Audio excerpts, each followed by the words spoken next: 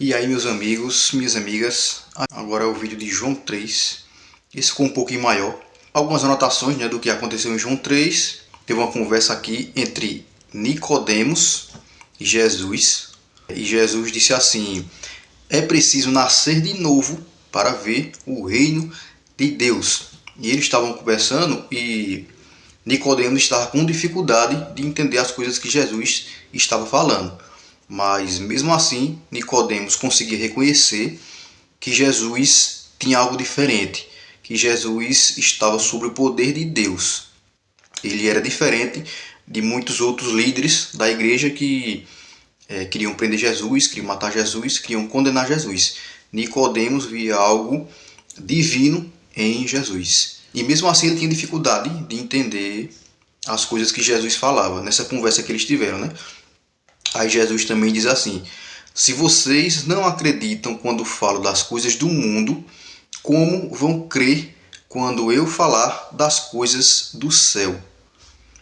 Aqui minha letra está bastante feia, mas como eu estou lendo, né?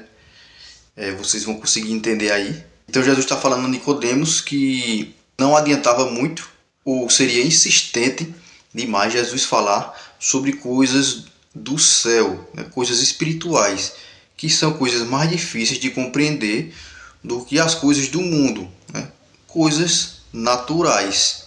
Então, se tinha dificuldade de compreender e de acreditar quando falava de coisas do mundo, quanto mais das coisas do céu, coisas espirituais. E aí essa conversa prossegue, né? Jesus e Nicodemos, e Jesus diz, né? Assim como Deus levantou a serpente através de Moisés, né? Isso foi lá no Antigo Testamento, quando Deus mandou Moisés fazer essa serpente e levantá-la, né, para o povo, quando olhar para a serpente, ser curado. Se eu não me engano, era curado da lepra, era alguma doença que tinha pegado o povo, e Deus mandou Moisés fazer essa serpente. Foi Deus que mandou. Então, Jesus continua dizendo: o Filho do Homem, assim como foi levantado o Filho do Homem, para que quem confiar nele tenha a vida eterna. Então isso é como se fosse uma referência, né?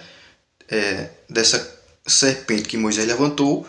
Deus levantou seu filho para que quem olhar para ele seja curado, seja libertado e tenha a vida eterna como libertação.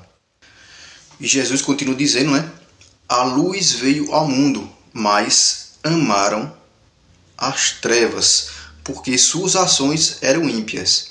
É como se Jesus estivesse dizendo que, tipo, as pessoas que andam em trevas, elas não conseguem ver a luz, porque como a luz traz a clareza, né? Então as pessoas preferiam ficar nas trevas, na escuridão, praticando, né, suas ações ímpias. Então essas pessoas não buscavam a luz porque isso ia ser mostrado, ia ser clareado pela luz e as pessoas iam ver. É como se fosse um apontamento do pecado, né? Então Jesus continua aqui. Isso aqui já é mais um acontecimento que aparece João Batista, né? Nessa parte de João 3. E João Batista diz: quem vem do alto, sabe que ele está se referindo a Jesus, quem vem do alto está acima de todos. Ele deve se tornar mais importante e eu menos. E João Batista continua dizendo: toda pessoa que aceita o que Jesus diz certifica que Deus é verdadeiro. Porque, inclusive, Jesus anunciava a palavra de Deus, anunciava que Deus tinha um plano e que o plano ia se concretizar com ele, né, com Jesus, que era o Filho de Deus. E João Batista termina dizendo: quem crê no Filho possui a vida eterna, mas quem desobedece ao Filho não verá a vida e permanece sujeito à ira de Deus. Eu estou lendo também Jeremias, né? E tem uma parte que está falando muito dessa ira de Deus. Aqui, ó, dessa ira de Deus. E aqui já é o Novo Testamento, aqui já é uma parte diferente. Mas a ira de Deus no Antigo e no Novo parece ser como se fosse algo para você ser disciplinado e reconhecer. Nesse caso aqui é para reconhecer Jesus, né? Porque Deus quer que você confie, né? Que você creia no Filho e todos, né? Deus quer isso para todos. Deus quer que você creia no Filho para possuir a vida eterna. Mas quem desobedece ao Filho não verá a vida. E é aí que vem a ira de Deus para disciplinar os seus filhos para que isso aconteça, para isso acontecer. Crer no Filho e ter a vida eterna.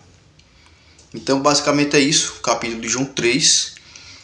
Tem muito mais coisa lá, essa conversa de Nicodemos e Jesus tem bastante coisa, mas eu resumi aqui, foi o que eu achei assim, mais importante, né, de acordo com o que eu estava lendo, e anotei. Então é isso, chega mais de enrolação, e próximo vídeo é o, se Deus quiser, o João 4. Valeu!